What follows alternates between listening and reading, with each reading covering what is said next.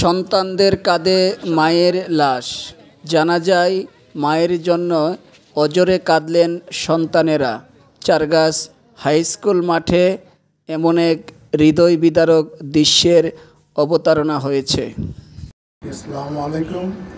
আজকে যার জানাজা করার জন্য দাঁড়াইছি উনি আমার মা। আমরা 8 ভাই বোনের মা। উনি আমার মা হিসাবে আমরা গর্ববোধ করি। উনি অত্যন্ত পর্দাশীল ছিলেন। আমার মামার বাড়ির পাশের গ্রাম নিবরা। আমার নানা মাওলানা ছিলেন। আমার মাওলানার আকিদের সবগুলি আমার মার মাঝে গোনা বলেছেন। তা আপনারা আমার মার জন্য খাস করে দোয়া করবেন। উনি যদি কারোর সাথে গ্রামে চলতে যায় ভুল ত্রুটি করে থাকেন, আল্লাহ রাস্তায় মাফ করে দেবেন। কোনো পানা দেনা থাকলে আমরা 4 ভাই আছি, আমাদের কাছ থেকে চাইলে আমরা সাথে সাথে পরিশোধ করে দেব। আমরা আমার মার জন্য দোয়া করি যেন আমার মাকে জান্নাতের উচ্চ মুকাম দান করেন। আমরা আমাদের একজন মাকে হারিয়েছি।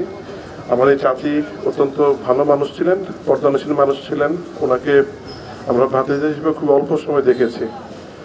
উনি খুব স্বল্পভাষী ছিলেন এবং ভালো মানুষ ছিলেন।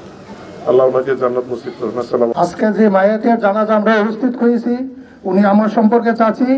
উনি ব্যক্তি জীবনে আমি ছোট সময় থেকে এই পরিবারের সাথে জড়িত। তো আমি যতটুকু দেখছি আমার চাচি অত্যন্ত পর্দানশীল ছিলেন এবং চাচি মানে আমার নানা ও আলেম ছিলেন। সেই হিসেবে চাচি কোনোদিন আমি দেখি না যে বাইরে হইতে একটা কণ্ঠ বা কারোর সাথে কথা বলতে বা এগুলি অত্যন্ত পর্দানশীল ছিলেন, যেটা একজন মহিলার জন্য সবচেয়ে প্রয়োজন। সব গুণাবলী ওনার মধ্যে ছিল। আল্লাহ ওনাকে জান্নাতবাসী করুক। মরহুম হেফজুল বারী সাহেবের শহীদুর মেনে ওনার দীর্ঘদিন আগে আমাদের থেকে বিদায় নিয়েছে। আজ আমাদেরকে কাঁদিয়ে ওনাও আজকে আমাদের কাছ থেকে বিদায় নিচ্ছে।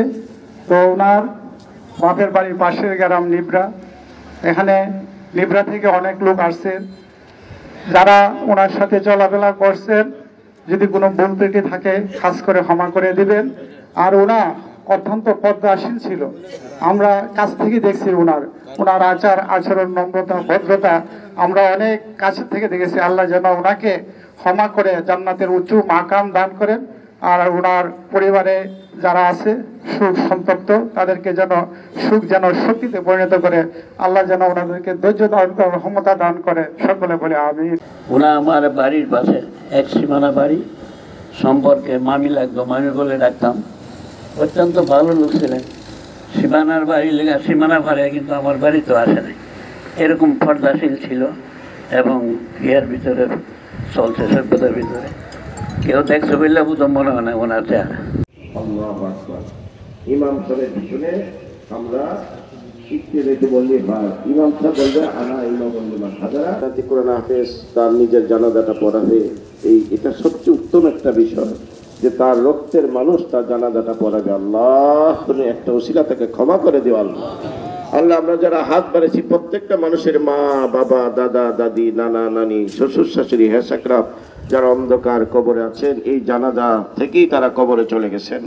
আল্লাহ তুমি তাদের সকলকে ক্ষমা করে দিও। আল্লাহ একটা বিষয়, আমাদের রানিং চেয়ারম্যান জালালউদ্দিন ভূঁইয়া উনি বিষম অসুস্থ, দেশের বাইরে একটা ব্যবস্থার জন্য গেছে।